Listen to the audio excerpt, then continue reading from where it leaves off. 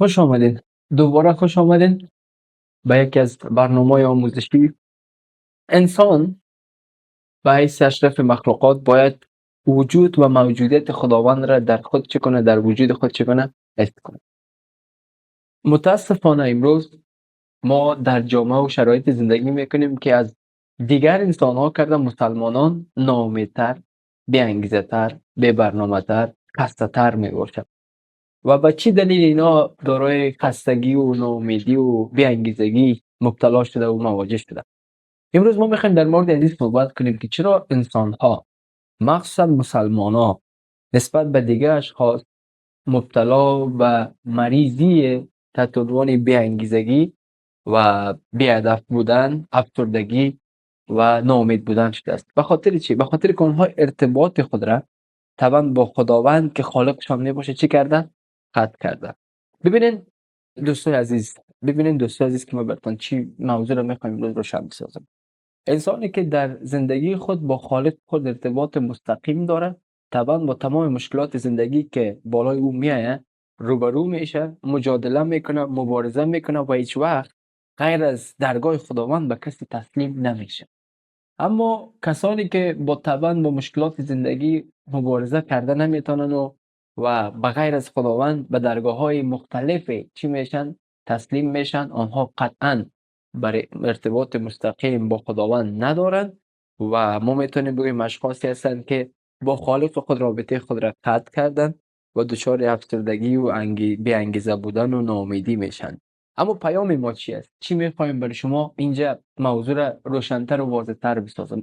باعث یک انسان که طبعا ما میتونم براتون بگویم در 6 روز خداوند تمام جهان را ساختن، اما به خاطر ساختن یک انسان مدت زمان زیادتری را مونده، تا ما میتونیم بگویم 9 ماه را مونده تا انسان را به خوبی، به شکل بسیار فوق‌العاده، به شکل بسیار عالی چکنه دیزاین کنه و آماده بسازه و میتونیم بگویم که به جهان بفرسته.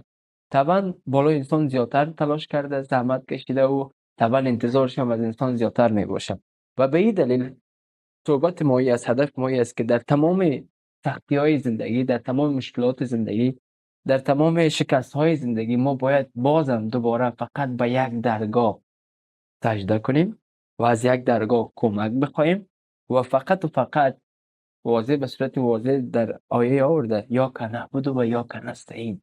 ما میگه تنها تو رو میپرستیم و تنها از تو یاری میجوییم و یاری میطلبیم یا کمک میخوایم. بنابراین نیاز نیست که به درگاه های مختلف ما چی کنیم؟ رجوع کنیم و فقط بودن خداوند در زندگی ما چی میباشه؟ کافی میباشه. اما بودن خداوند را ما باید با تمام وجود چی کنیم؟ حس کنیم. با قلب ما چی کنیم؟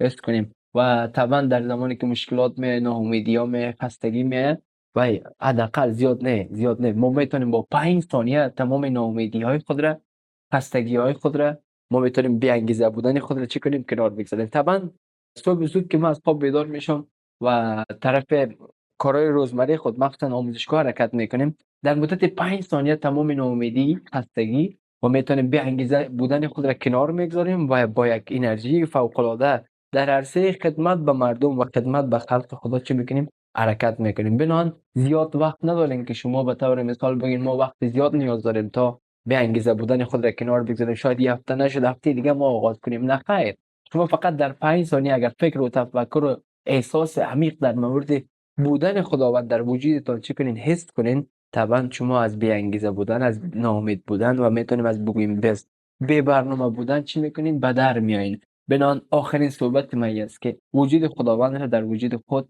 حس کنین، در کنار خود حس کنین. کسی است که همیشه در کنار شما بوده، حمایت کرده، در سخت‌ترین شرایط در کنارتان بوده. طبعا در یک کشتی که خداوند و کشتی باشه، طبعا با مشکلات روبرو میشه، اما کشتی هیچ وقت سرنگون نمیشه. در زندگی که در وجود شخصی که خداوند باشه، طبعا انسان با تمام مشکلات روبرو میشه و غالبا بالای تمام مشکلات چی میکنه؟ غلبه میکنه و هیچ وقت تسلیم نمیشه. پس آخرین صحبت من وجود خداوند در وجود خود حس کنین، با عبادت کردن، با فکر کردن، با کمک خواستن و با تمام درخواست هایتون فقط از یک خالق که طبعا خداوند جل جلاله او میباشه که ما را به اشرف مخلوقات چی کرده؟